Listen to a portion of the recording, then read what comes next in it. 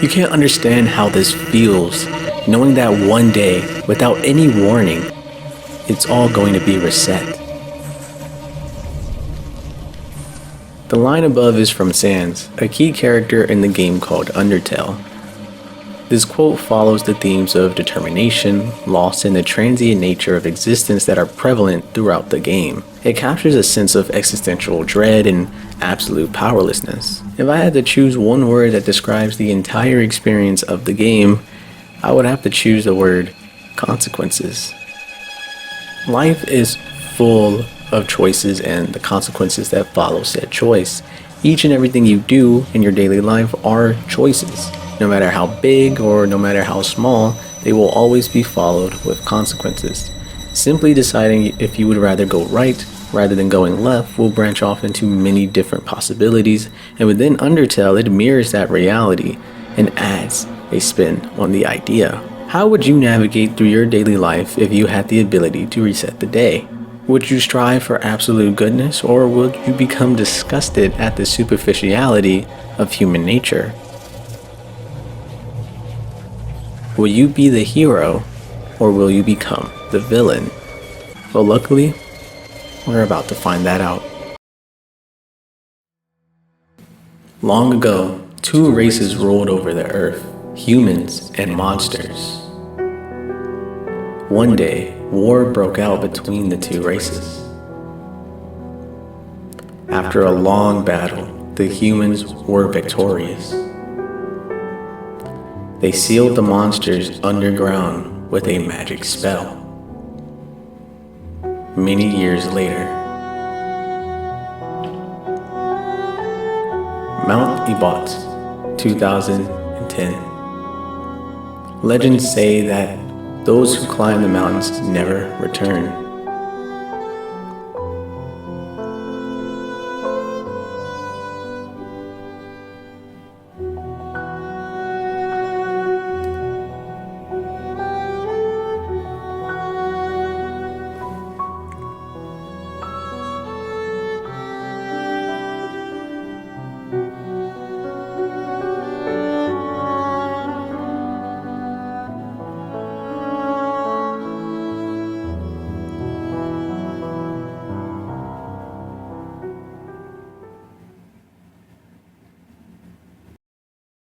After that opening cinematic, we are commanded to name the fallen child.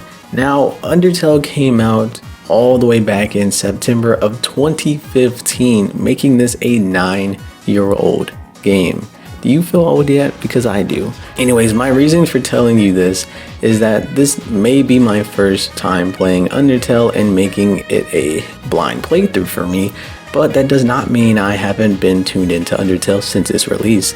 I decided to name the fallen child Kara, and a cool little text came up calling it the true name. Then we wake up in a bed full of yellow flowers.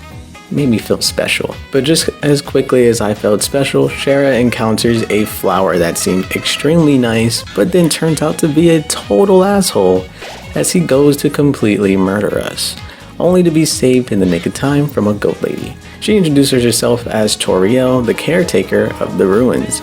She mentions how we were the first humans to fall down in the catacombs in a very, very long time, but then promises us to aid us to safety. While doing so, she educates Shara about the functionality of the ruins, showing us how to solve puzzles and, more importantly, how to deal with monsters we may encounter while in the ruins. She teaches us to stall by talking to the dummy, but Shara didn't really feel like doing any of that and just annihilates the dummy in one strike. She scolds us to never hurt anyone or anything, but then quickly glosses over it and moves on. Toriel takes Shara through many challenges to test her independence, but is notably gentle with the way that she does it. She'll simply tell us to walk down a hallway all alone and hit some switches that are obviously marked, but then quickly apologizes for her actions. It feels like she's walking on eggshells. She leaves us as she needs to go tend to a few things. While she does, Shara decides to explore the ruins, running into all types of monsters who are very interesting.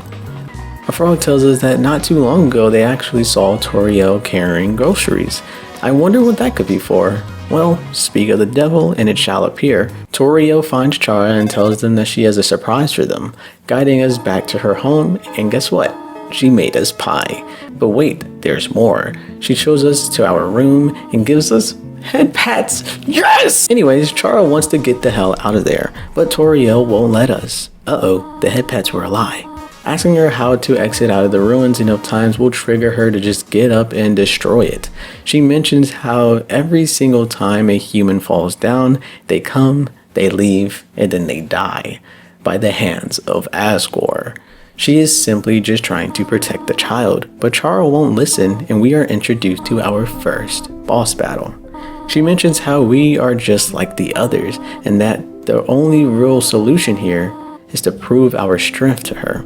Toriel talks tough, but during the fight, if your health gets a little too low, she'll begin to avoid you, as to not kill you, essentially letting herself get killed.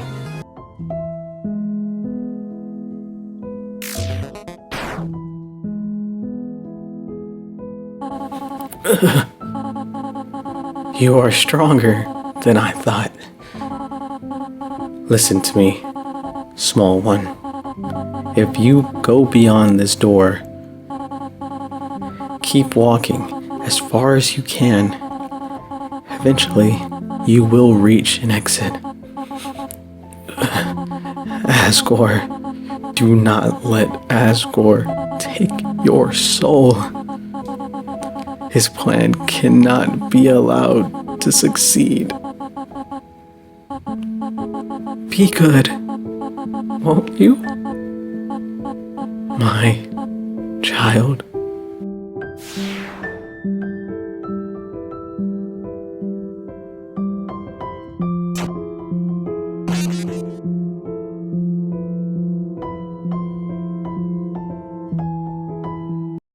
Well, that was heartbreaking.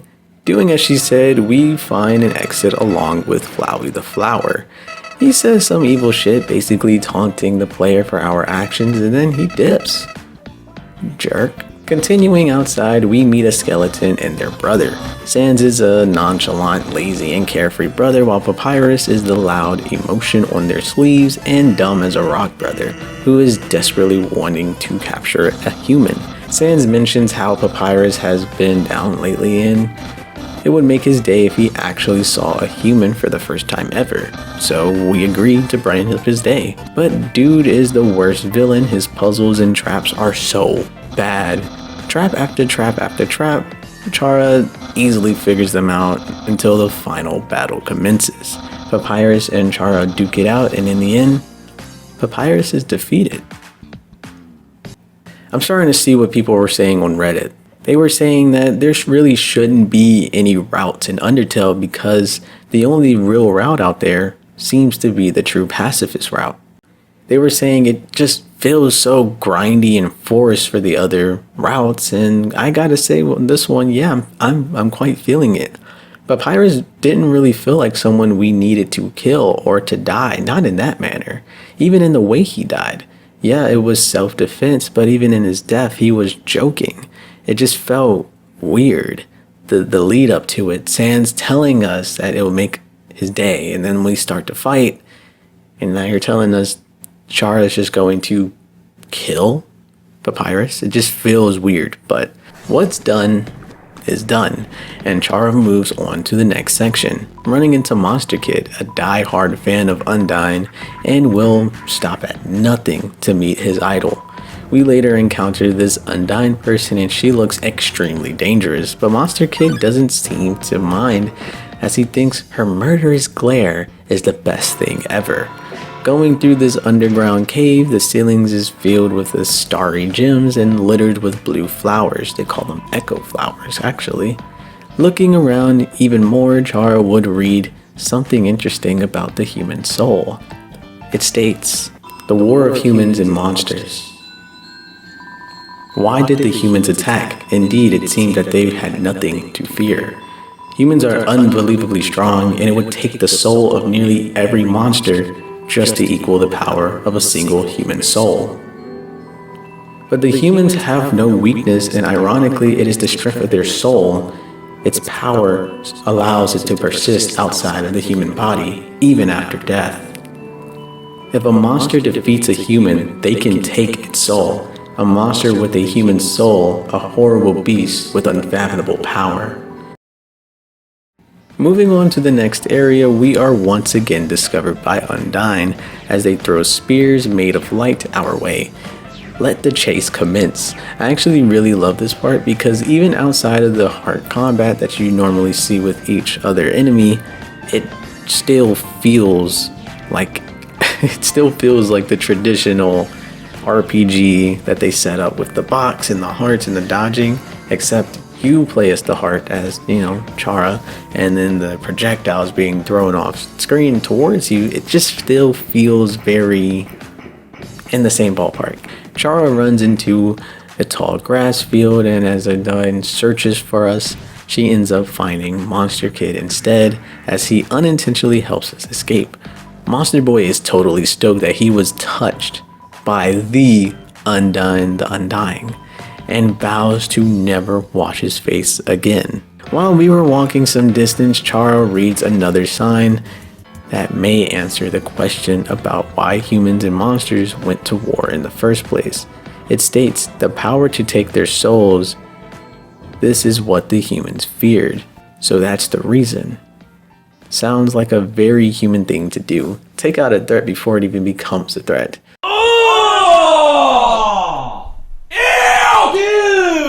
We run into Onion Sand and we try our hardest to skip this unskippable dialogue, but he just won't stop following us. This game is so random. What's happening? What's even happening anymore? Some more lore. Shara learns what makes humans so strong is their soul. When they die, their soul continues to exist. However, monsters can't do the same. At least common monsters. Species called boss monsters have a strong enough soul to persist for a few moments after death. So theoretically, a human would be able to absorb a monster's soul as well. The power to take souls, that was the humans' reasoning for declaring war. But to call it a war would be an overstatement. Within the caves, it is said that not even a single soul was consumed on the human side. However, countless monsters were turned to dust during the war. Undyne finds us once again and the chase continues. But with all the added details and understanding of the monster side, it changes the mood of this fight quite a bit. But even still, Chara must run at all costs.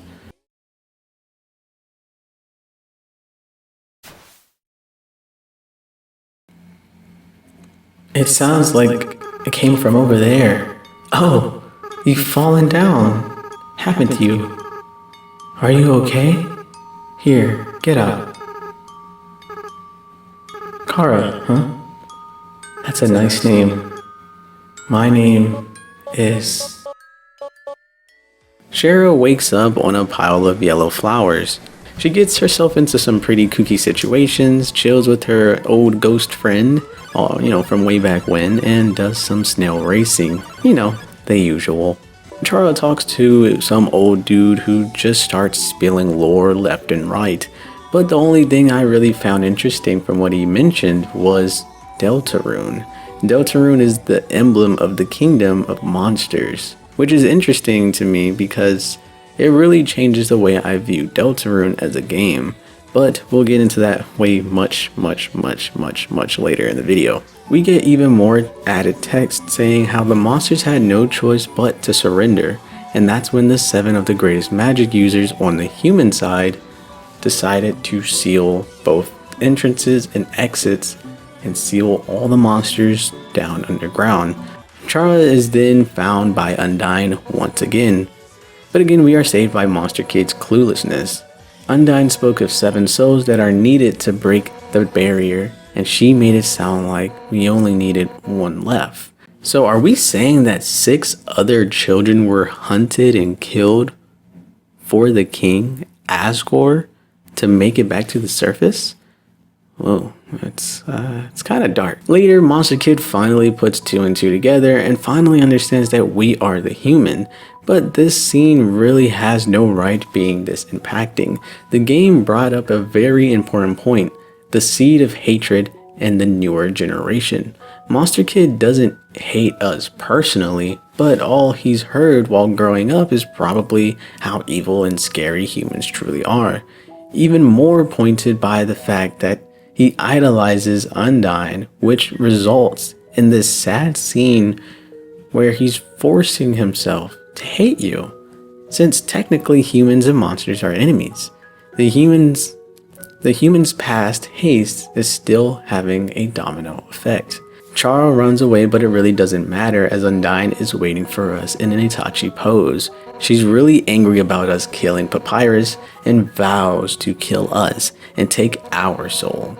During the fight, this really doesn't seem like her first rodeo. She's killed other humans before, but as the battle drags on, it becomes more about herself and more about the people counting on her. She refuses to die, to have herself be defeated. This battle was pretty tough. I've only ever seen people spare her, but this battle was slow and brutal. Her attacks began to slow down as her body begins to disappear. She's so determined and well trained, but it really puts it in perspective just how powerful humans truly are compared to the strongest of monsters.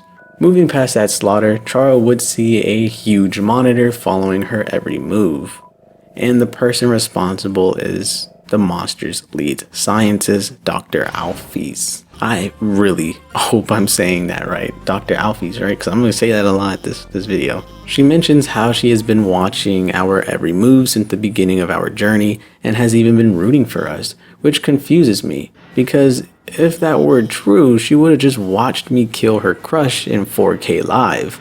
Anywho, she mentions how before she was fond of us, she made an anti-human robot killing machine, so we should watch out for that. What was that noise?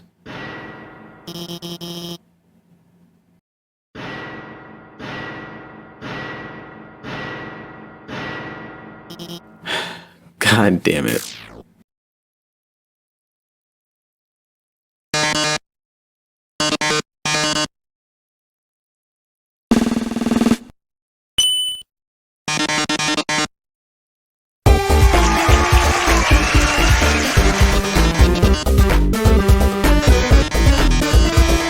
The Killer Robot seems to be an entertainment bot where you play a game of questions and 4 possible answers. The twist is if you get any of the questions wrong, well, you die.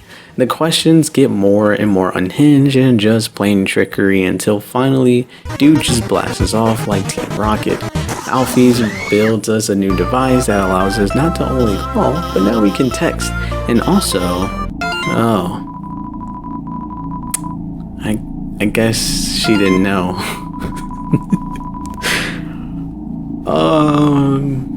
Alphys helps guide Chara through the heated wasteland, solving puzzles, hacking lasers, and then ending up in a cooking show. And of course, it's hosted by one and truly, the Killer Robot. I don't know his name actually. I guess it's round 2. Same rules apply. Time to speedrun the rest of this part. Chara needs to retrieve the ingredients in a timely manner, and failing to do so will result in death. It's pretty insane boss battle, but I will say very chaotic, very funny. Again, with the help of Dr. Alphys, we defeat the boss, and one more time as he goes to traverse the Walk of Shame.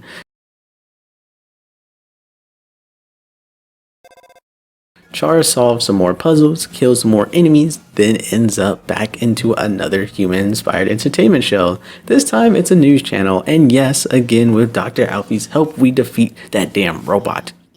And he runs again. While continuing through the heat wastelands, we obviously get stuck solving puzzles, but then gets trapped by a spider monster named Muffet. Chara's hands are rated E for everyone, and she dies. Actually, I don't know if it's a she or a he. I don't know what Chara is anymore, actually. They kill Muffet. We continue on our journey. Oh my fucking god. Mediton, I swear to God, if you don't leave us alone, Mediton, I will fuck. Mediton throws Chara into a dungeon as we are forced to escape from its deadly traps. When I get my hands on you. But first, borderline unstable customer service worker, yay! With the tremendous help of Dr. Alphys, we finally get our hands on Mediton. I am going to enjoy this. Shh.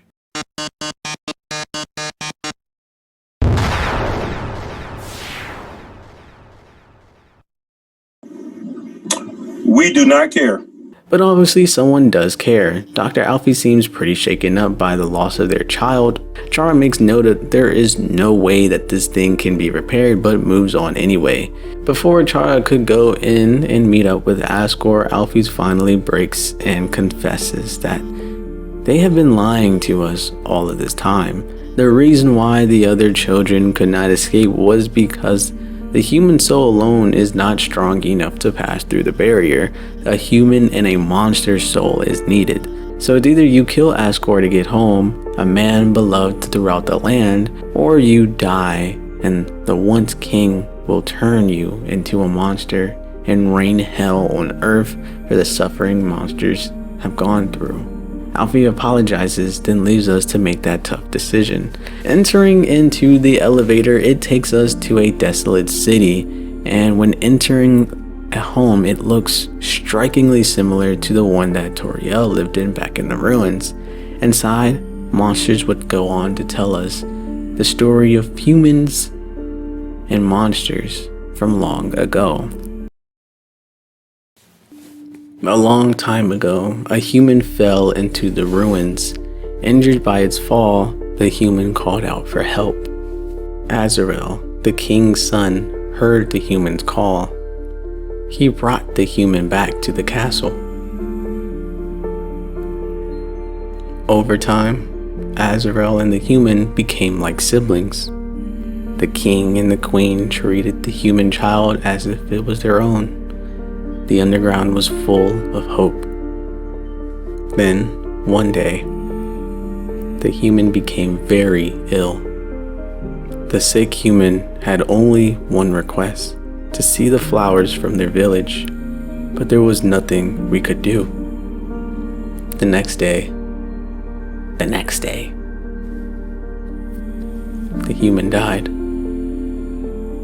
Azrael, racked with grief, absorbed the human soul. He transformed into a being with incredible power. With the human soul, Azrael crossed through the barrier. He carried the human's body into the sunset, back to the village of the humans. Azrael reached the center of the village. There, he found a bed of golden flowers. He carried the human onto it. Suddenly, screams rang out. The villagers saw Azrael holding the human's body. They thought that he had killed the child. The humans attacked him with everything they had. He was struck with blow after blow. Azrael had the power to destroy them all, but Azrael did not fight back.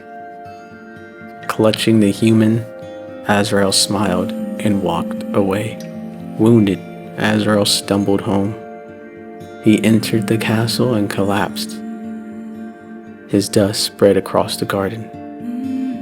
The kingdom fell into despair. The king and queen had lost 2 children in one night. The humans had once again taken everything from us. The king decided it was time to end our suffering. Every human who falls down here must die. With enough souls, we can shatter the barrier forever. You should be smiling too. Aren't you excited? Aren't you happy? You're going to be free. Jeepers creepers. Moving past that, we enter a grand hall where Sand lies and waits. I expected him to attack, but he didn't. He mentions how Chara will be judged for every EXP they've gained. EXP does not stand for experience points. No, it means execution points. Love is also an acronym. It means level of violence. The more you kill, the more love you obtain, the easier it is to hurt someone else. Sand seems to know more than anyone else does and asks us if we had a special power. considering we play like we've experienced this all before. However, he doesn't really care what our answer really is because all he sees us as is a dirty little brother killer. Passing sands and going towards the throne room, we find a room filled with caskets. And in one such casket, it's empty. And it also has our name on it. It begins to make you wonder. They had already planned to kill us from the start, so much that they had prepared our own coffin. But how did they know? Toriel seemed to be trying to hide us as if they were already in pursuit at the very start of the game. Chara finally makes it into the throne room and meets Asgore. He's watering yellow flowers, the same ones we woke up on from the start of the game, and is also more than likely the same flowers which his late human son wanted to see before his death. The same one his biological son dusted into. Asgore almost seemed tired and emotionally drained. He tells Chara they know what happens next, and when they're ready to enter into the next room, Asgore readies for battle and literally destroys the mercy button. The two begin fighting and it's tough, dog. I simply just was not built for this. However, in the midst of all the death and despair, Asgore begins telling about his late son who had passed on and how he had lost his way due to the overwhelming anger he felt. But truthfully, he never wanted the power to hurt anyone. He just simply wanted to be a ray of hope for his people. But now he just wants his wife back. He wants his child back. He wants his family back. Again, you are able to kill him or have mercy on his soul. When showing him mercy, he becomes so happy. He even begins to fantasize about creating a family he once had. In a genuinely happy moment, it all comes to an end when Flowey the Flower comes to kill Asgore and steal his souls. As he said, in this world, it is killed or be killed.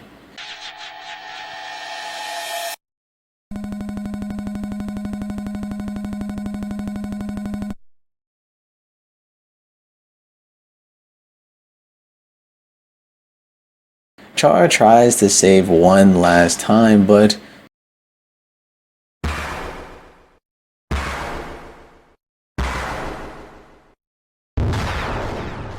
Flowey the Flower smashes it apart. Howdy! It's me, Flowey. Flowey the Flower. I owe you a huge thanks. You really did a number on that old fool.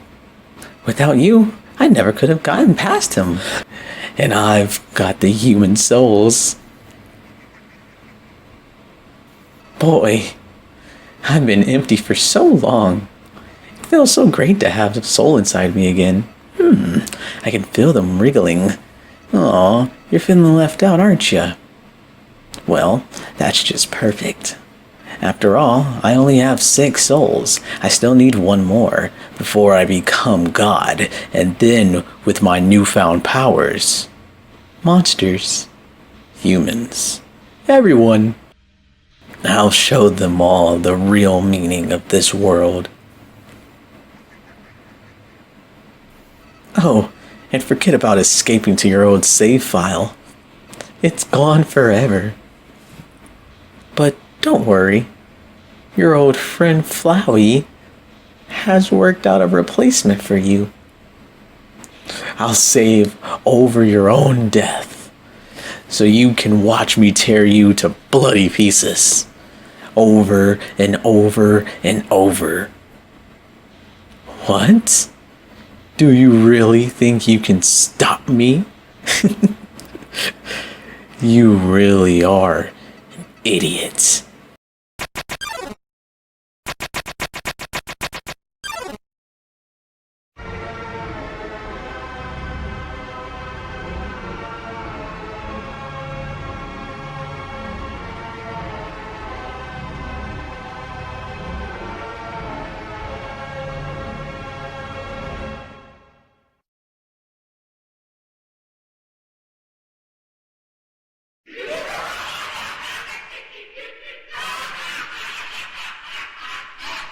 Flowey the flower has become God. I honestly cannot describe to you the experience this battle had.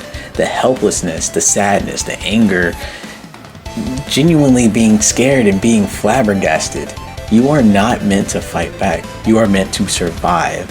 Through each phase you try and survive, and eventually you will get health to keep you going. Defeating all the phases, the souls of the dead children will eventually begin to help you and allow you to hurt Flowey. We actually managed to defeat Flowey. You idiots!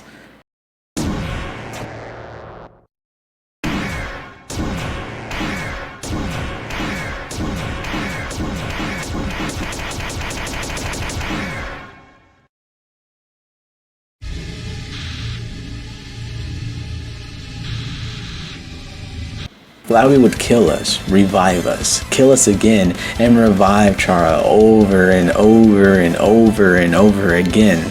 However, his ego gets the best of him, because had he had just killed us on the first try, he wouldn't have given the souls a chance to rebel as they do, and it leaves Flowey in a state that is just 1 inch of losing his life. Chara would go to spare him, however, over and over and over again. Flowey does eventually run away, allowing us to finally leave the underground. However, before the game truly ends, Sans has a personal call for us. Hey, is anyone there? Well, I'll just leave a message. It's been a while. Things have gotten pretty bad down here. Everyone's considered a leader disappeared overnight. It's gotten so quiet. There's a bad feeling hanging over everyone. Like everyone's just going to die here, trapped in the dark. I bet you're wondering why I'm not the ruler. I'm not cut out for something like that. I like to take it easy, you know? That's a joke. This is what happens when people like me take it easy. Well, at least things are less crowded. Because of all the people you killed, of course. That was a good experience for you. Just kidding. I don't really hope that. Go to hell.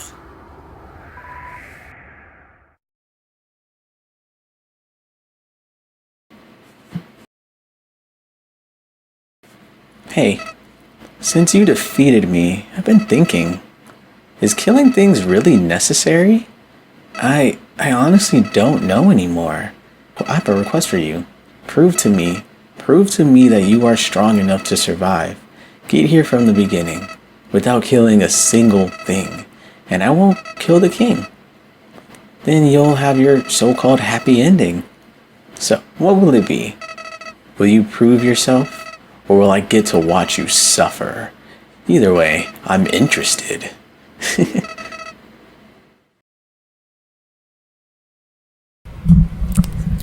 And that is the end of the game. Pretty awesome, am I right? Going into Undertale, I was a bit afraid because I had thought that this game has been talked about so much that I really didn't have anything to add. However, actually playing the game has made me realize the game truly is one of the most unique experiences I think I have ever had playing a video game. And that is speaking volumes, because on this channel, at least recently, I've been playing nothing but amazing video games. I mean, we've started off with Kitty Horror Show. Those are extremely unique games. We've ended with Omori, and in between we've had Frambo and Sally Phase. And it's just, I've played really good games, and yet somehow Undertale just throws everything out of the, it's in its own field. I can't explain it to you.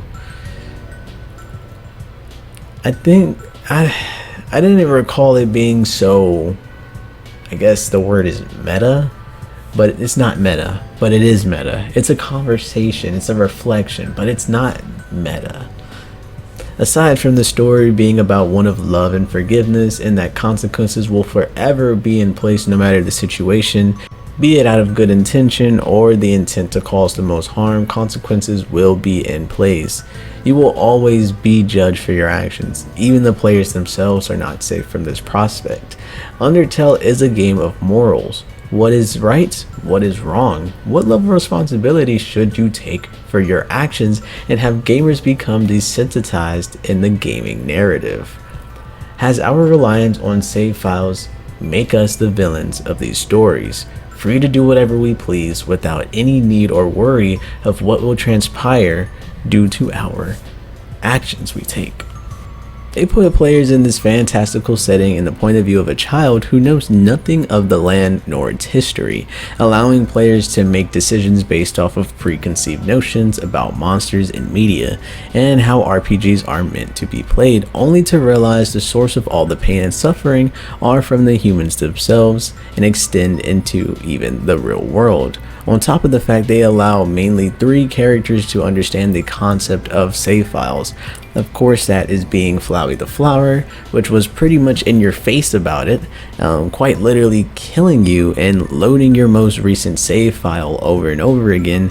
The second person is Sans, someone who judges the player for their ignorance to the world and how things like LOVE and EXP points mean something completely different in this narrative. And of course, Asgore.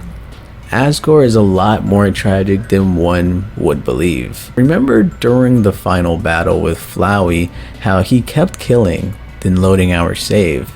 He was just using a game mechanic, which isn't really a game mechanic, but more of a power that the human has. But the human Chara only has this power because of us. That's why I said it's meta, but it's not really meta, because our power, like the player's power to reset the save files, is something that Chara does physically within the game, making the power canon because other people have it, like Flowey and Sans and Asgore, or at least know of it. Anyway, I'm getting way above my, like way ahead of myself here. Well, let's take that notion that every human before us had the same ability to remain as a soul, then restart the game file over and over and over again. Now imagine if Asgore understood this method and still had to kill the 6 children before us. That would mean Asgore was forced to kill each child over and over and over again until they simply gave up and allowed their soul to be taken. When you think about it that way, it becomes way more apparent of just how tragic of a character Asgore truly is, because with him, he doesn't, like, I think Sans and Asgore, they don't truly understand what resets are or save files are, but they know that it exists. We're gonna get more into Sans much later down in the video, but as of Asgore, if you keep dying, oh, actually put that in the thing. When dying against Asgore, you have the option to tell him that you've been killed before, and instead of being surprised, he just somberly nods his head. He's done this before, many times, more times than we could ever even imagine. That's why he's so tired. That's why he's so drained. That's why he's a man near his breaking point. His anger had been long gone now, but all that remains is just the yearning of what used to be. It's really sad if you think about it. And to even go any further, because as I looked on Reddit, there were people really talking about whether Asgore personally took the lives of these children, and I'm gonna lean towards yes, because later down in the story we're gonna get to talk to more people, blah blah blah. So this might be a little spoiler, but for those who have already watched and played and experienced the game, you know this conversation exists. But basically, sometime, I don't know which route it is, it's probably the true pacifist route, but during that time you're still playing as Chara, obviously, and you talk to Undyne because you didn't kill her, and she basically says how Asgore personally trained her to fight against humans. Now if we're thinking about it, right, if Asgore had just trained this child, or this person, Undyne, that means beforehand he was already taking the lives of human souls. I don't think Undyne ever did it. I mean, it's obvious that Papyrus hasn't done it, Sans hasn't done it, and who else was strong enough to fight a human on equal terms? I think Asgore had to do it. I've talked extensively about the game and its narrative genius, but we really won't be able to fully grasp the world that they are. I've talked extensively about the game and its narrative genius, but really, we won't be able to fully grasp the world that they live in without first obtaining the other endings. There are still so much mystery surrounding the game, and here are just a few questions that I wrote down. Why does it seem to only be children who fall down into the ruins? Why is Chara referred to as the true name? How are characters aware of resets? Where are the monsters? Where are the mentions of Gaster, and why has he disappeared from the game entirely? Many questions, so let's get into the next big route of the game, the true pacifist route. Let's get into it. Once resetting again, Flowey this time doesn't attack us, but still remembers us from the last playthrough, as he reminds us not to kill a single thing, and with that, the challenge is underway. Things play out in a similar manner. Toriel comes to our rescue as she teaches us about the ruins, how puzzles work, and figures out what our favorite kind of pie is. It's just much sadder with the added detail we have from Asgore himself, and we know that Toriel not only lost her biological and human son, but also lost 6 different children, just like me. Fast forwarding past Toriel's forceful love, we engage in battle. However, this time we are not allowed to kill a single thing, so we must spare her over and over and over again. Now, like I said, what makes this cool about this fight is that if your health gets very low, Toriel will begin to avoid actually killing you. Another showing as to why she was disgusted with Asgore's actions to begin with, because she doesn't have that hatred in her heart. Continuing to spare her, she'll begin to literally beg you to just go upstairs, but eventually she will give in and come to understand how being trapped in the ruins would only make us more unhappy and decides to let us go. However, she tells us once we do leave the ruins, we are never to contact her again. She gives us a hug, then we leave. Well shit, that was even more sad than the neutral ending. Anyways, leaving the ruins, we go through a similar path of events. We meet the skeleton brothers Papyrus and Sand as they show off their respective puzzles and traps to capture Chara. All the while, every enemy encounter is so much longer because sometimes you just cannot flee, or you're forced to figure out what the enemy wants and when you have to do it. It's way harder than just killing the damn things. Passing through the small village, we encounter Papyrus once again. Last time, this was the battle to the death, an epic battle of colliding ideas and fulfilling lifelong purposes. And now, we flirted.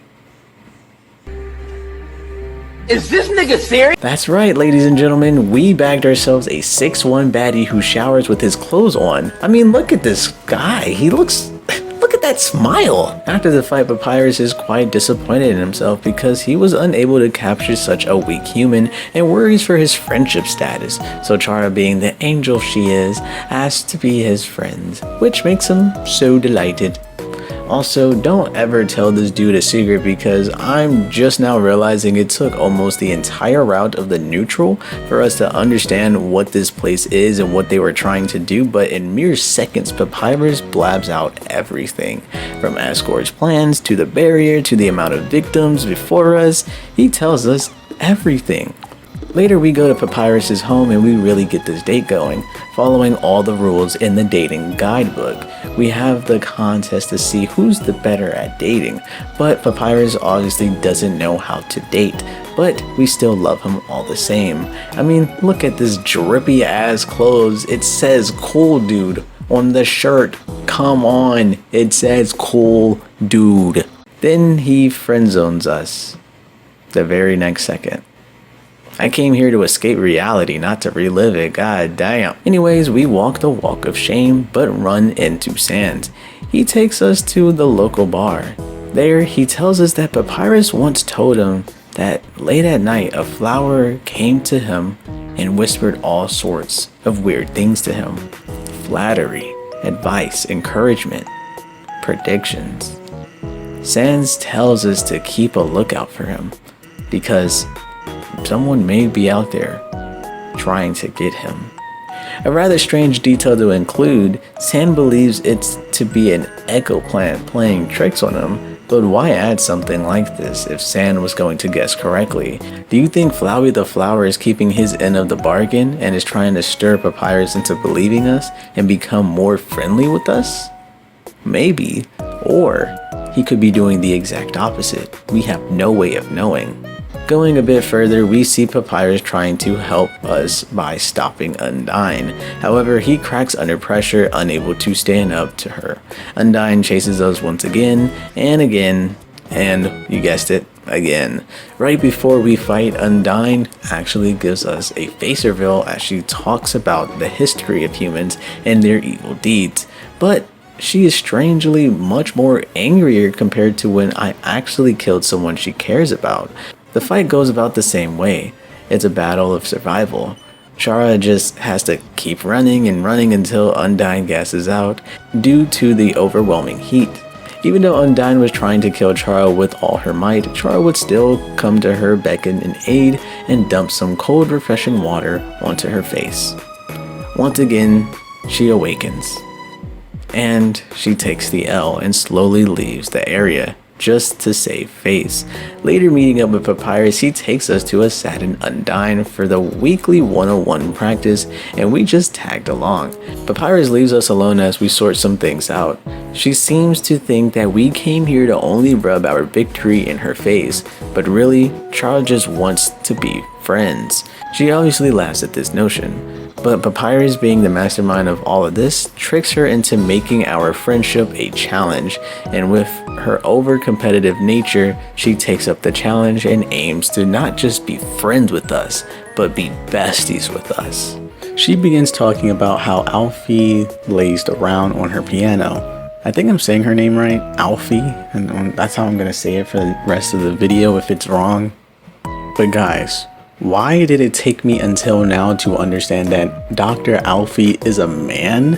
I've been thinking they were lesbos, I'm confused. Undyne the Undying makes us have a seat, quite forcefully, and prepares some, well, pretty good tea.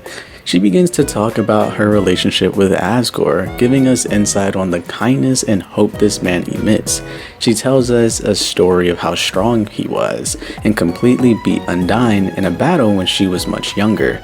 He asked the young Undyne if she wanted to understand how to defeat him. Obviously, she answered yes, and from there on, he trained her every single day until one day she was able to knock him on his ass. He was not mad nor sad, but he was completely delighted. Asgore is so humble to the point that he was happy to see someone matching his strength and surpassing his strength. The hangout turns sour as Undyne blows up her house in attempt to cooking food and having a bonding exercise. Humiliated once again, she lets her sore loser side shine as she goes to attack us, saying that she doesn't care anymore and will defeat us without any regrets. Chara goes to fake attack her and does a total of 1 damage. That attack pushes Undyne out of the fighting mood as it reminded her of someone she used to train. She now understood that we weren't just weak, but we were weak with a big heart. She tells Chara that we are fated to fight Asgore, and knowing him, he probably doesn't want to fight either. She tells us to talk to him, to try and persuade us to travel past the barrier, but what strikes me as weird is that I guess even the captain of the Royal Guard doesn't actually know that a human soul is not strong enough to pass through, unless they're all lying to us. We part ways and Undyne says how much fun it's been and that we should hang out sometime. Of course, we run into Dr. Alphys. This next section is pretty much largely the same. Medicine terrorizes us over and over again, while Chara is forced to solve all forms of different puzzles. While solving puzzles, we spare the spider lady this time. We run into Sans once again. He asks us, is it really worth it to try to go home? He says that Chara has friends here. She has food, she has drinks, a place to call home, but then he quickly stops himself and says that he's rooting for us. This gave me the feeling that Sans may not be a full monster, but maybe a human that fell down here long ago, then called it his home. Nerding moment incoming, but from my understanding, thus far, monsters aren't born from regular sexual intercourse from A to B, but rather through the process where fragments of magic merge to create a baby monster with genetic traits being passed along through the magical process. Furthermore, monsters really only age due to their children sapping the magic from their souls. That's how they grow older. What I'm basically getting at is maybe Sans died a human, his soul remained because we know human souls can do that, and somehow it merged with the magical process, creating him as a skeletal monster. That's the best I can come up with. I don't know. Another cool Easter egg is during that talk with Sans, he mentions how an older lady asked for him to look out for a human. I'm led to believe that that was Toriel who asked him that. It adds nothing to the plot, but it's actually very heartwarming. Anywho, eventually we do run into Medicine, who would showcase its perfect form and come to fight us just like last time. However, this time, Chara poses Medicine to death. Okay, maybe not to death, but you know, they had a pose off until Medicine lost. Medicine posed so hard, in fact, that his batteries literally gave out, and Dr. Alphys really shows how much he actually cares for the robot, as he nearly has a panic attack when he thought Medicine broke. Makes you feel like shit when you remember what you did to him last time now, doesn't it? Once again, before we meet up with Asgore, the doc comes up to us and tells us he's been lying to us all this time and that it is truly a kill or be killed situation. The only way to leave the underground is if Asgore or Chara die and absorbs the other's soul. The history of the monsters play out once again, however this time Sans is waiting for us in the chambers, and he's a lot more supportive. He tells us good luck. Honestly, I think that's a lot better than Brother Killer in my opinion. Now this is when Asgore and Chara would fight to the death. However, there is so much lore at this part, but unfortunately I didn't get. Luckily there was those who have 100% this game, which allows us to see it. So with that in mind, everybody, thank you Carrot, thank you Carrot Helper for helping us understand Undertale 100%. Carrot would go to talk to Sans about 4 more times, and if you keep talking with him, it'll be all jokey, but it'll reveal that Sans is literally a time traveler. He's a time traveler, he's a scientist. I don't know, he knows quantum physics, he knows the time-space continuum. Just stop it. I don't know, okay? He gives us a key and we go back to the True Labs, and there's an area there that Alfred calls, well, the True Lab, as I just said, an area that documents all of Dr. Alfie's research on humans. They would go to talk about how humans have this thing called determination, something we've been seeing every time you lose or die or don't give up or retry. It says, stay determined. You have determination. You're strong. Be determined.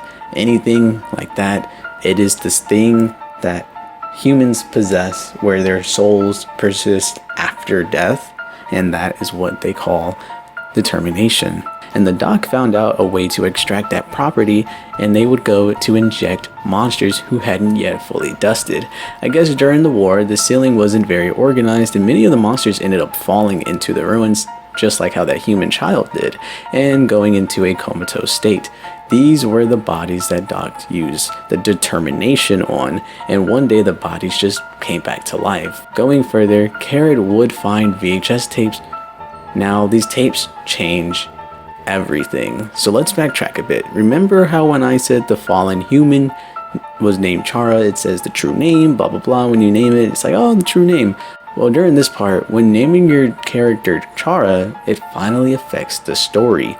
The VHS tape would be the videos, but only the audio part of it is functioning, and it showcases Toriel talking to Asgore about being a mom, right? They're doing little mom jokes, blah blah blah. So yeah, the second tape is the first fallen human and Azrael talking. The third one mentions when they accidentally poisoned Asgore with buttercup flowers, and then the human tells Azrael to turn off the camera. The fourth one is Azrael reacting to the plan the human tells him after he turns off that camera, and it ends with, "I'll go get the flowers." And the fifth one is the first human dying when they were sick. Now, as I said, when you name Chara, it says it is the true name. If you had named your character Chara during this time, they would be using Chara as the first fallen human's name. Throughout the game, if you notice, they actually never referred to the protagonist by name. For example, Toriel would call them my child or dear or whatever, and most of the monsters just refer to us as the human, and even Sans just calls us buddy, pal, or bucko, but never our name. However, when you choose to name yourself Chara, the true name, that's what that really means. It's the true name of the first fallen human, Chara, the one to start all of this. And to add, this VHS tape displays some interesting tendencies from the first human child that started this all. It seems Chara hatched a plan to kill themselves and have their brother Azrael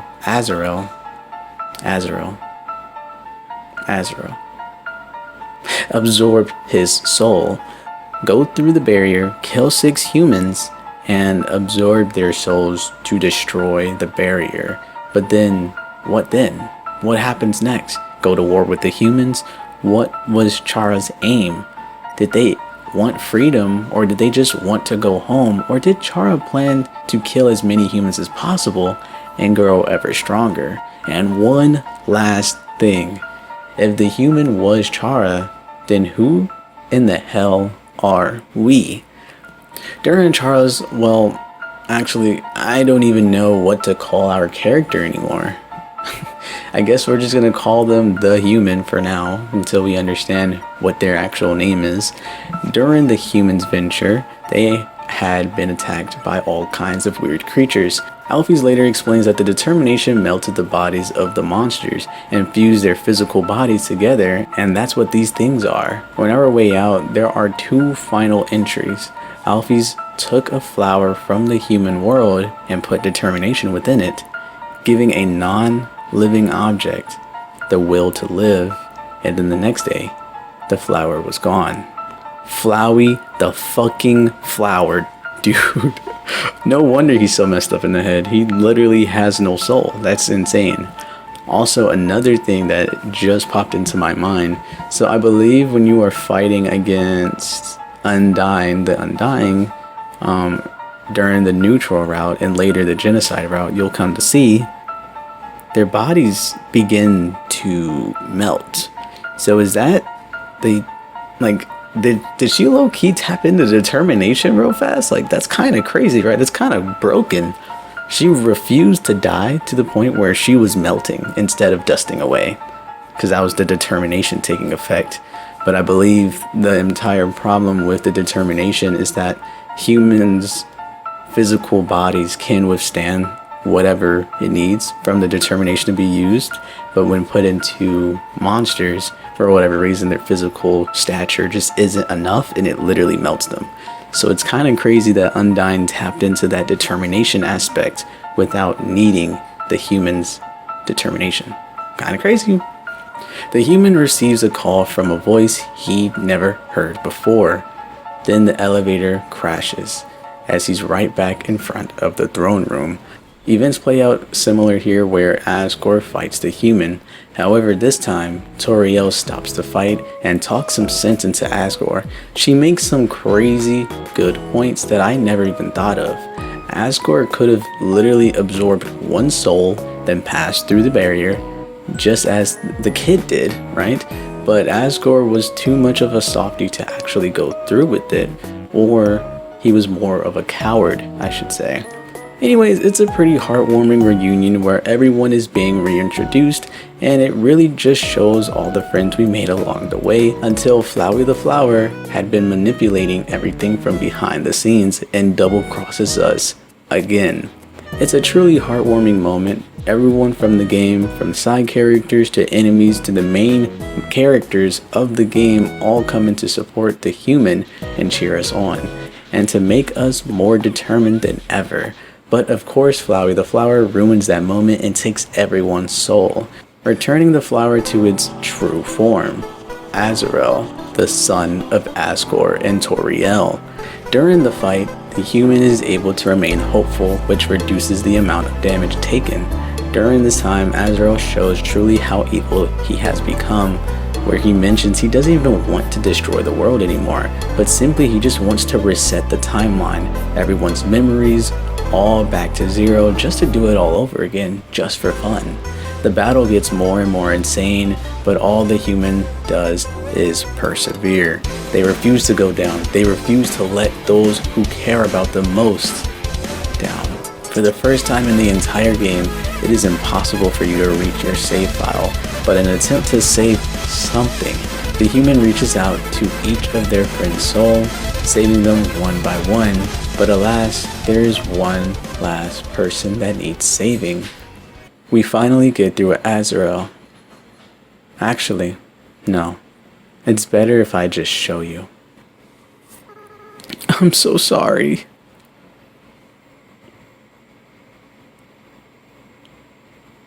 I always was a crybaby, wasn't I, Shara?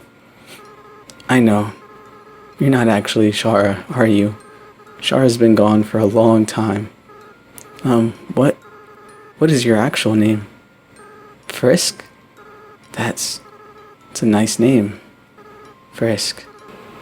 I haven't felt like this for a long time. As a flower, I was soulless. I lacked the power to love other people. However, with everyone's soul inside me, they care about you too, Frisk. I wish I could tell you how everyone felt about you. Papyrus, Sans, Undyne, Alfs, Toriel. Monsters are weird. Even though they barely know you, it feels like they all really do love you. Frisk, I understand if you can't forgive me. I understand if you hate me. I acted so strange and horrible. I hurt you. I hurt so many people. Friends, family, bystanders. There's no excuse for what I've done. What? Frisk, come on. You're gonna make me cry again. Besides, even if you do forgive me, I can't keep these souls inside of me. The least I can do is return them. But first, there's something I have to do. Right now, I can feel everyone's heart beating as one. They're all burning with the same desire. With everyone's power, with everyone's determination, it's time for monsters to finally go free.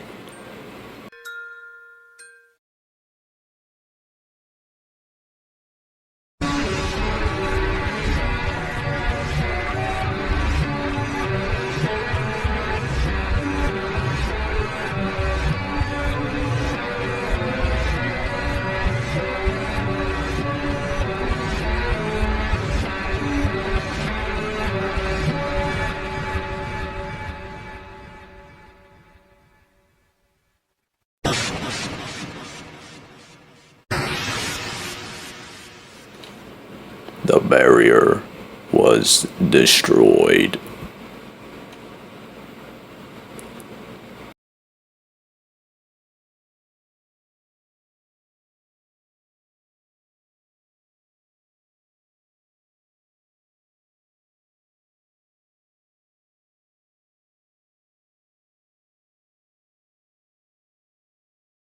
Frisk, I have to go now. Without the power of everyone's soul, I can't keep maintaining this form. In a little while, I'll turn back into a flower. I'll stop being myself. I'll stop being able to feel love again. So, Frisk, it's best if you just forget about me, okay? Just go on with the people who love you.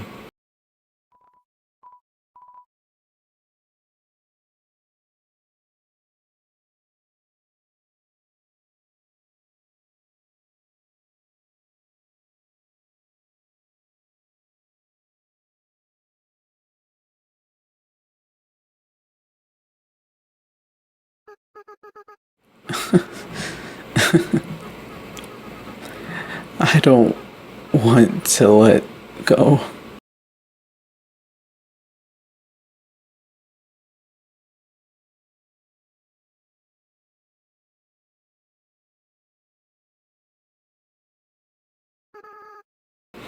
Frisk, you're going to do a great job, okay? No matter what you do, everyone will be there for you, okay? Well, my time's running out. Goodbye.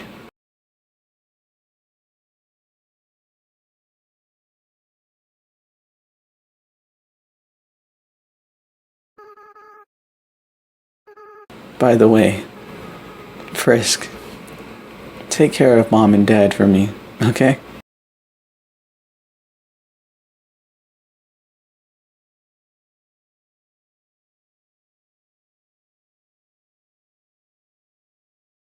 In the end, Azrael can finally feel compassion once again.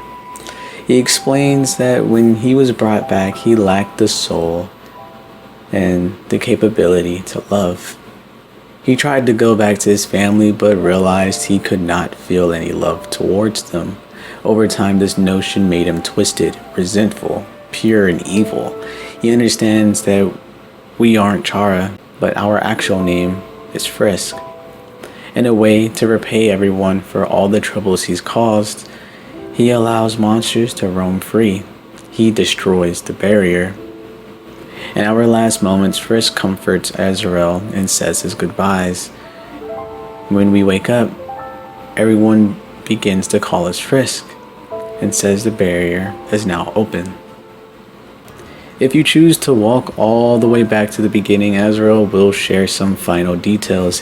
He would mention that Chara wasn't that great of a person and climbed that mountain for, quote, not a very happy reason. He would also say that when the two merged, they both still had free will, and Azrael could feel that Chara wanted to use their true power to kill the humans, but he resisted. So yeah, Chara seemed to be pretty evil. But once leaving the underground, we get this scene.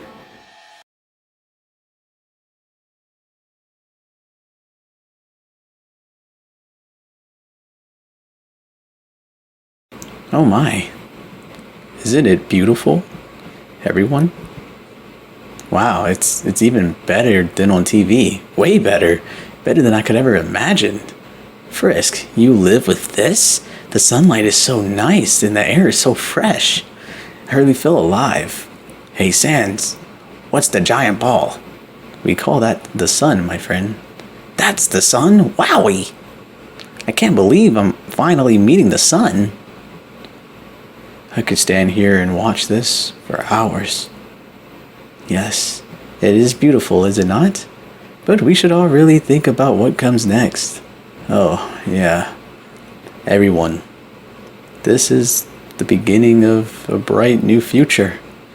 An era of peace between humans and monsters.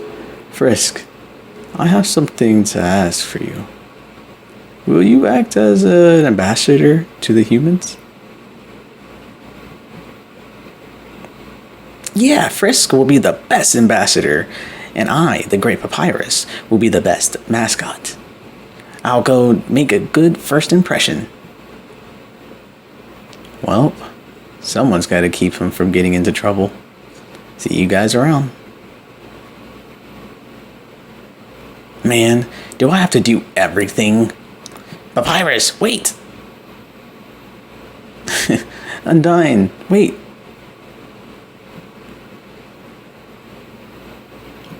Whoops.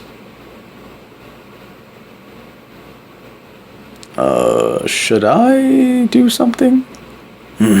Oh, well, I gotta go. It seems that everyone is quite eager to set off.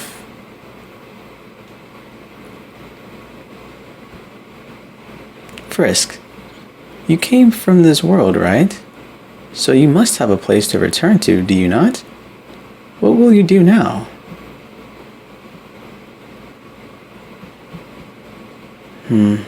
I have places to go. Ah, I see. Well, I hope that I'm not keeping you.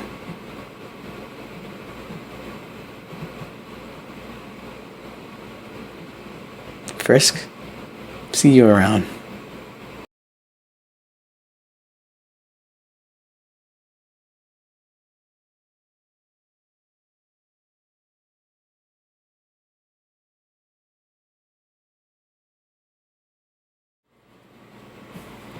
Seems as if everything is perfectly happy.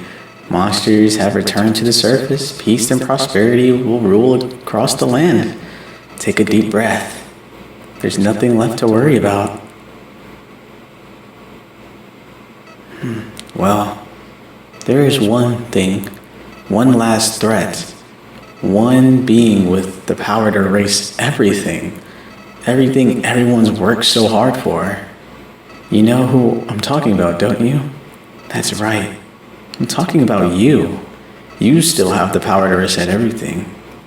Toriel, Sans, Asgore, Alphys, Papyrus, Undyne, if you so choose, everyone will be ripped from this timeline and sent back before all of this ever happened. Nobody will remember anything. You'll be able to do whatever you want. That power, I know that power. That's the power you were fighting to stop, wasn't it? The power that I wanted to use, but now the idea of resetting everything, I don't think I could do it all again, not after that. So please, just let them go. Let Frisk be happy. Let Frisk live their life. But if I can't change your mind, if you do end up erasing everything, you have to erase my memories too. I'm sorry. You probably heard this 100 times, haven't you? Well, that's all. See you later, Chara. I can't say this enough, right? But it is truly an interesting and well-developed game. From the pacing to the characters to literally the OST to just the overall narrative and the unique spin on it. I kind of mentioned already how Toby used our preconceived notions with monsters and spun it in a way where we go into the game thinking that it's a certain game. Well, in this route, he further digs into that notion.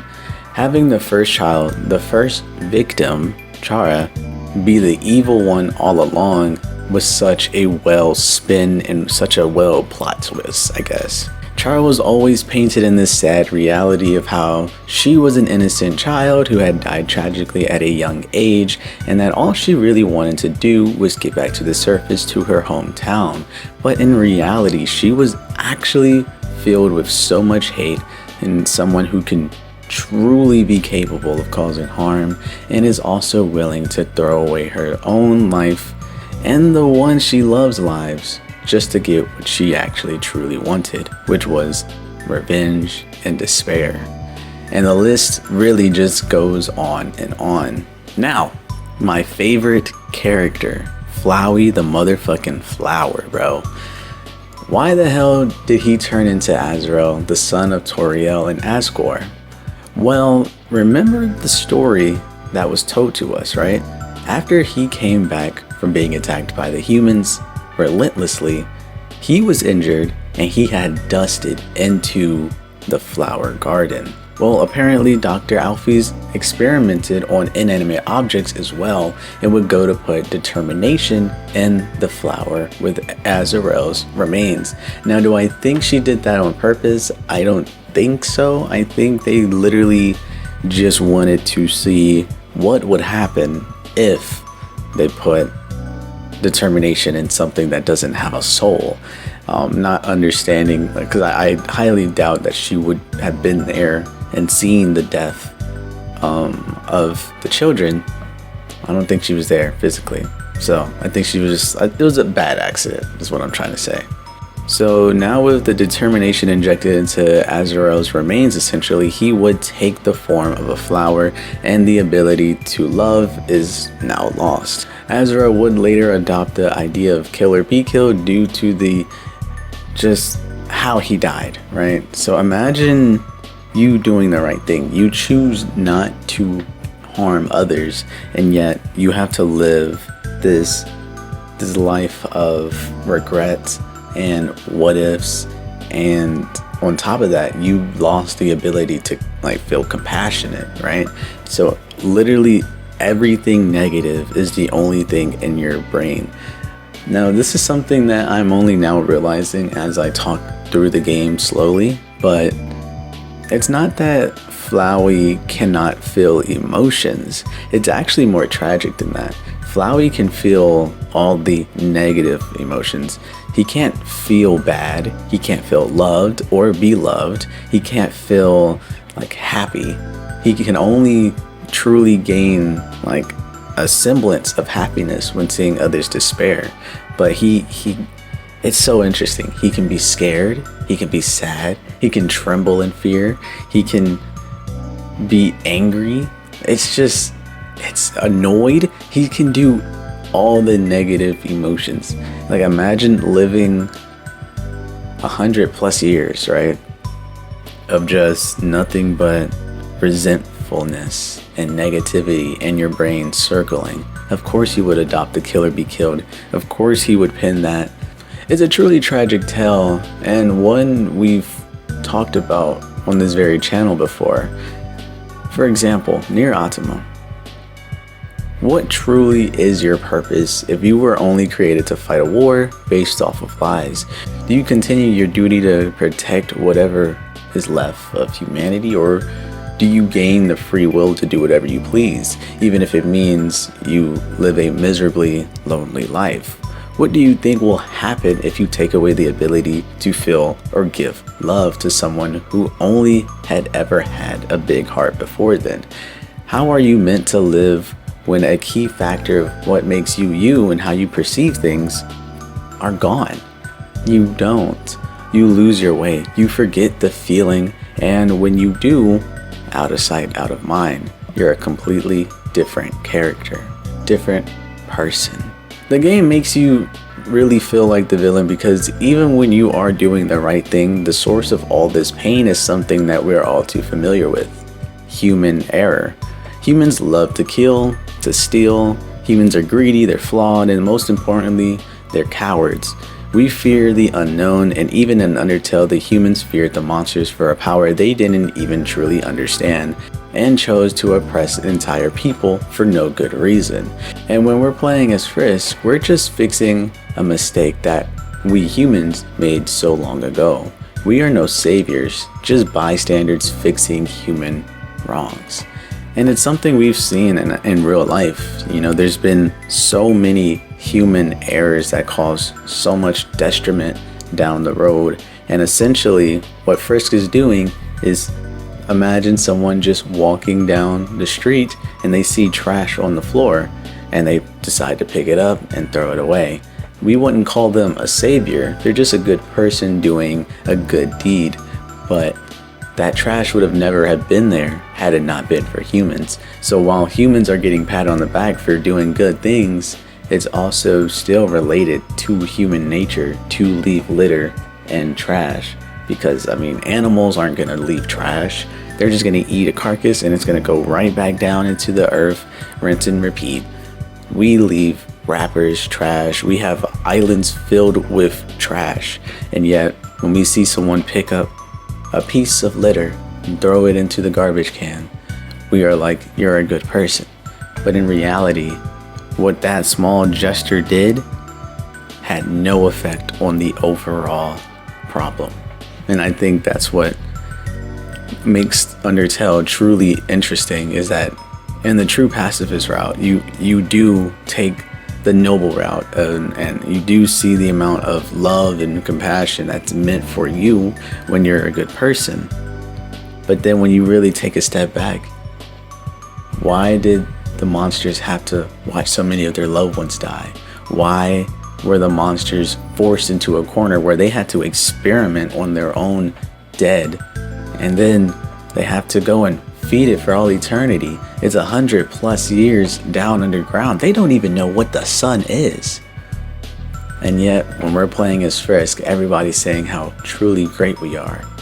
No, we're just one of the good ones.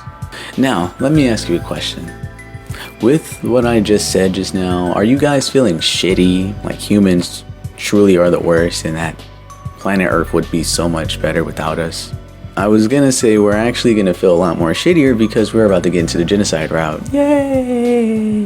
Woo! Genocide! We love that! Woo!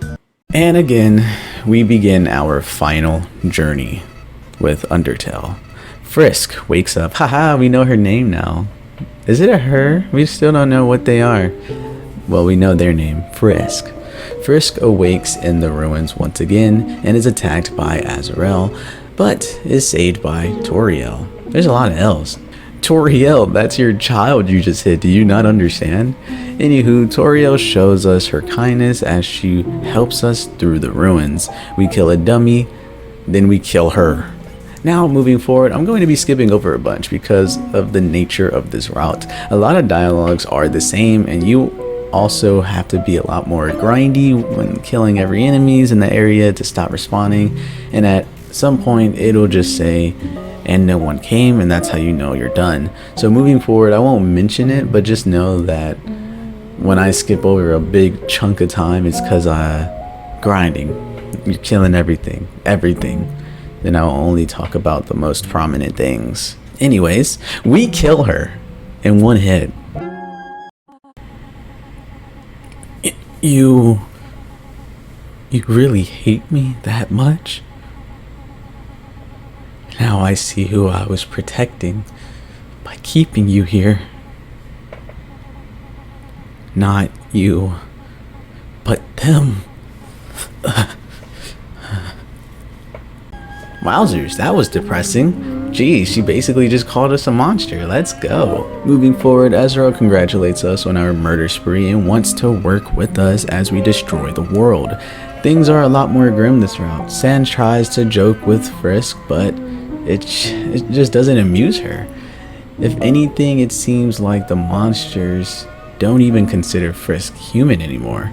Frisk would confront Papyrus once again and kill them once again, and with just one blow. Monster Kid up until this point has been the only monster still talking to us. He's so sure of Undyne that while all the kids and adults ran and hid, he stayed out to see Undyne in action. Undyne does indeed catch up to Frisk as they fall into a pit, once again waking up. Frisk would one-shot an angry dummy. The old turtle dude is not happy to see us. He begins talking about how Asgore once proposed that he and Asgore escape, but thought humans would just kill them. But it seems it didn't matter since a human is doing it anyways. But it seems like it doesn't matter in the end because a human is doing that anyways. Soon, every monster in sight is dead, and Monster Kid remains. He tells us we aren't going anywhere unless we go through him first. And of course, Frisk scoops to a new low and goes to kill the kid. But Undyne shields him from the attack and begins to disappear just from one attack. However, Undyne has her own form of determination and fights with everything she has for the sake of everyone's dreams.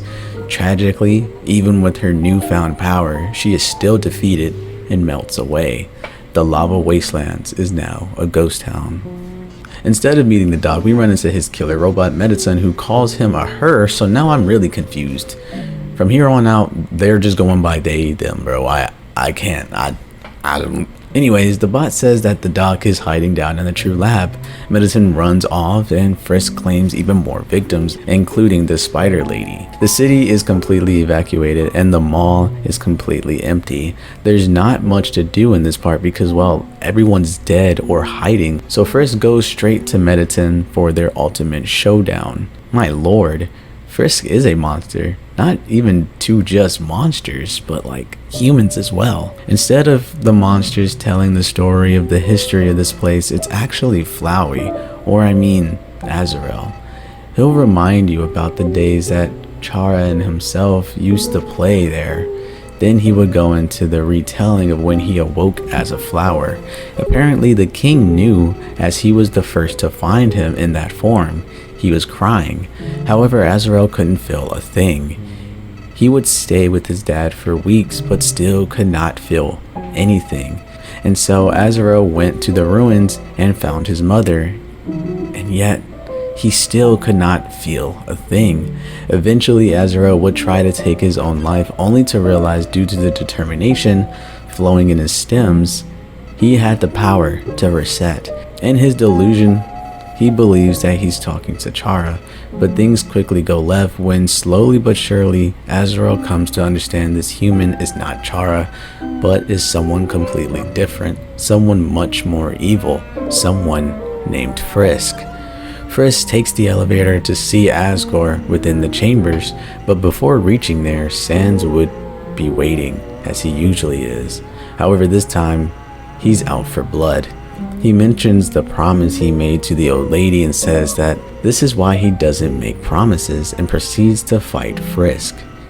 And that's when the banger comes on. Is this nigga serious? During this fight, Sans is shown to be powerful. He's talking about timelines and time jumps and all that while joining the Weave Nation with how he was dodging each and every attack. As you attack him, he starts sharing some interesting details, like how he basically said he time traveled to this point, that he's aware of when resets happen, and that he was once on the surface. Bro, Carrot, I gotta stop the whole production here. You're literally insane. I have nothing to really say about the story or plot, but goddamn, this fight just looks insane. Like, how many times did you have to die in order to know all the attacks down and like have that downloaded in your psyche? Anyway, Sans knows that he'll die next turn, so he does his special move, which is just literally a genjutsu. Frisk and Sans are kept in a stalemate until the other gives in. Frisk does eventually win, but Sans is bleeding. He definitely has to be a human, I swear, or at least he had to. He used to be. I'm not sure. He definitely had to have been a human, I swear, or at least he used to be. There are some theories that I have. So he talks about, and this is. Should I even talk about this right now? This later leads into something more, and I know that I'm gonna probably cut this video up in 2 halves, but essentially, this is my theory on this whole thing. I don't think Sans time traveled. More so he jumped to a different parallel universe. I don't know. My reasoning for this is because in Deltarune, I've been looking at people play it a little bit before I got into it, and I may have spoiled myself, but Sans looks completely the same. I'm just gonna say it. Sans looks literally the same. Every other character are just reskins or reimagined versions of characters based in Undertale. Not Sans. Sans is just Sans. So I'm thinking, okay, maybe Sans, when he says he time jumped, maybe he doesn't mean he time traveled into the future, but simply he came from the game of Deltarune and then he went to the game of Undertale. And he's been trying to figure out how to get back ever since. Because in Deltarune, the monsters do live on the surface. I don't know. It's kind of cool. Anyway, Frisk finally gets to Asgore and one-shots him as well. And then he kills Azrael as well. Quite brutally. See, I never betrayed you. It was all a trick, see? I was waiting to kill him for you. After all, it's just me, your best friend. I'm helpful, I can be useful. I promise I won't get in your way. I can help. I can, please. Don't kill me.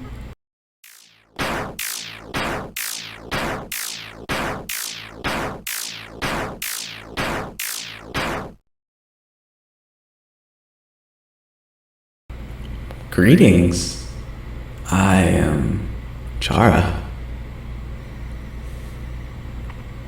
Thank you. Your power awakened me from death. My human soul, my determination, they were not mine, but yours. At first, I was so confused. Our plan had failed, hadn't it? Why was I brought back to life?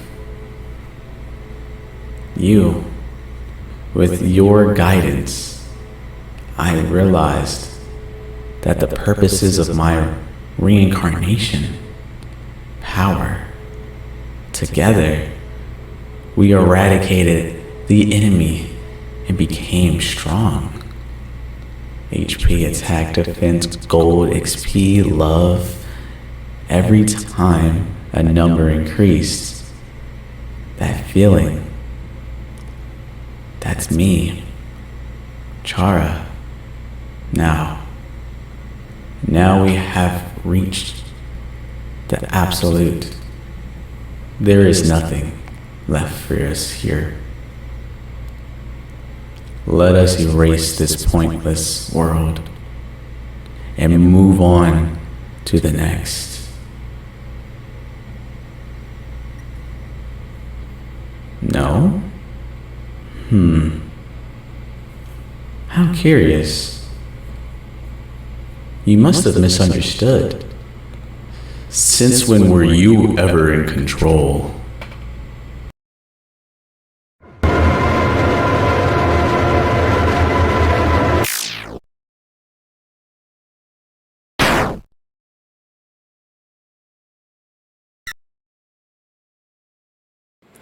Yeah, this route was much shorter than the other two routes, but damn, does that shit hit harder than both. Goodness.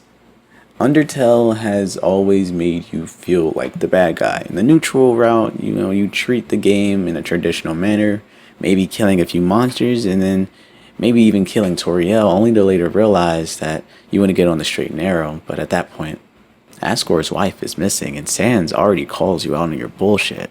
Or even in the Pacifist route, learning what humans had done to the monsters, making them love a false icon, still made you feel like the villain, or just plain guilty by association. But the Genocide route, it truly made you feel like evil scum. Something that I noticed while rewatching the footage is that at a certain point in the route, they stop referring to you as the human, but begin to treat you more like an abomination. Even Asgore, a very strong foe looking to take human souls, doesn't even try to fight Frisk and take their soul, because at that point Frisk has no soul in his eyes. Instead, at fighting, he just offers them tea. It's insane. It's like a small little detail, but when you really think about it, any other time, he did not hesitate. Flowey the Flower continued to mistake Frisk for Chara due to how evil she was, which makes me think, why in the world was Chara so damn evil in the first place, and why did she climb the mountain also? Was it always to gain a monster's soul from the very beginning? Another thing I wanted to point out, at the very end when confronting Chara, she mentions how we were never in control. That brings up another idea of the player being an actual character in the world of Undertale. Maybe not physically, but the effects of our choices are real, kind of like a collective consciousness. I believe this line really just hammers home the importance of judgment and consequences. We acted as a monster, which in turn reincarnated Chara to become a greater monster, one that can take over forcefully from the player. That would also explain why in different routes, when talking with Flowey the Flower or Sans, they tend to start sounding like they're straight up talking to the player, not Frisk. There are still some lingering questions floating about in Undertale. For example, what's the deal with Sans? Was he once a human who died and became a monster, or did he become a skeleton due to the time jump that transpired? Who is really Chara, and what's her reasoning to hold such hate towards humanity? When the hell did Toriel and Sans make that promise surrounding the human? If the cutscene at the beginning is Chara, then how did Frisk end up in the mountains? Didn't they say that the mountain is where you go if you want to disappear? What happens now? The monsters are out of the underground, but humans are still scared of them. What are the chances that things will actually work out? And who the hell is W.D. Gaster? And why can't I find him in the actual game anymore? What's his importance to the world of both Undertale and Deltarune? Well, as I always do, even with the lingering questions in place, I'm still going to test my knowledge and make a detailed process of events of what truly happened. In the beginning, long before the year 201X, the Earth was ruled by two creatures, monsters and humans. The two would live in peace for quite some time until the humans began to become weary of the monster's power to absorb a human soul. This notion would be the catalyst to the infamous human versus monster war. Finding the exact date of when the peace between the monsters and humans had officially ended is a bit tough, but many people tend to use Gerson as a point of reference, as he is well over 120 years old, and when speaking to Frisk, he talks about how he and Asgore spoke in the aftermath of the war. So the war must have happened at least 120 years plus. The battle itself was long and hard, but not for the humans. It's more accurate to call it a slaughter. The battle was so one-sided, in fact, that the monsters lost many combatives, while not even a single human was killed and their soul being absorbed. The monsters would be forced to surrender, and in a weird sense of mercy, the humans would decide to have 7 of their best magicians create a spell that was capable of sealing the monsters underground with no escape. However, it might be some evidence that someone on the human side may have felt bad for the monsters, because they would set a rule up where a human or of any kind of creature could wander into the ruins, into Mount Ibat. However, in order to leave, you need that exact power to break the seal. So that could be evidence that the human side put in place a way for it to break, and that being the humans. And if anyone decided to go up there, it could possibly mean the breakage and passage of the barrier. Many years later, Asgore and Toriel, the king and queen of the monsters, would have their firstborn, Azrael. And things seemed to be pretty peaceful until one day Azrael would discover a human who had fallen into the ruins and was injured by the fall. The big reveal is that many players would believe the pregame cutscene to be our character Frisk, the one we played throughout Undertale. But in actuality, this depicts a human child named Chara, the true name and the first human to fall down into the ruins. Azrael would help the injured child and nurse them back to health. Asgore and Toriel begin to actually care for the child as if it was one of their own, and as time moved on, things were happy, the monsters were joyful, and there was hope in the air. However, Chara wasn't as innocent as most would believe. Chara ventured up to Mount Ibat because of a quote-unquote not a very happy reason. Chara always hated humanity, and through the VHS tapes found within Alfie's true lab, it is revealed that Chara wanted to use the monster's ability to absorb the human soul to gain power and destroy the human race. Chara would conduct a plan to fake an illness and would take her own life via poison to have Azrael absorb her soul. Before her passing, she would say that she wanted to be put to rest in the flower bed within her hometown. With the plan in motion, she had planned to use the new power to break the barrier and kill every human in the village and wage war against the humans once again. Once getting to the village, humans mistakenly thought the monster was the one responsible for the child's death and would attack the now merged Chara and Azrael relentlessly. Chara wanted to use their full power and kill them all. However, Azrael resisted her evil tendencies and went back to the underground badly beaten and would turn into dust in the garden, sending the underground into yet another dark age.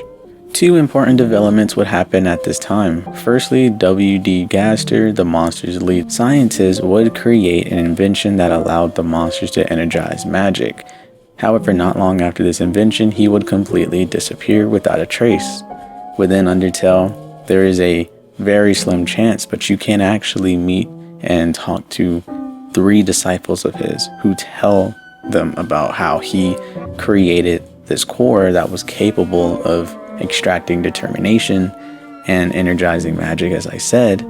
However, he would quote unquote fall into his own creation, and now he has been scattered across space and time, soon being replaced by the new head scientist, Dr. Alphys. Secondly, Asgore's bloodlust would skyrocket as he declares that any other human that would end up falling into the ruins will be killed on sight, and their souls will be used to break the barrier and make the monsters free once again.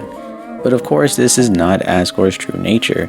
If he truly wanted to, he could have absorbed one human soul and passed through the barrier and take the souls of random humans outside the barrier, but truthfully, Asgore's bloodlust was long gone, and at some point, all he really wanted to bring was hope to the citizens of the underground.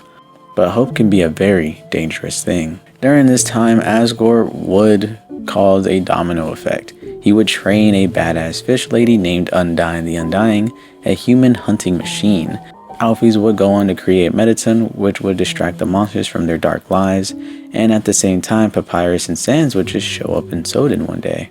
Asgore's most regrettable request would be when he asked for Dr. Alphys to perform experiments on what makes human souls so strong. And that's when the discovery of determination would be made.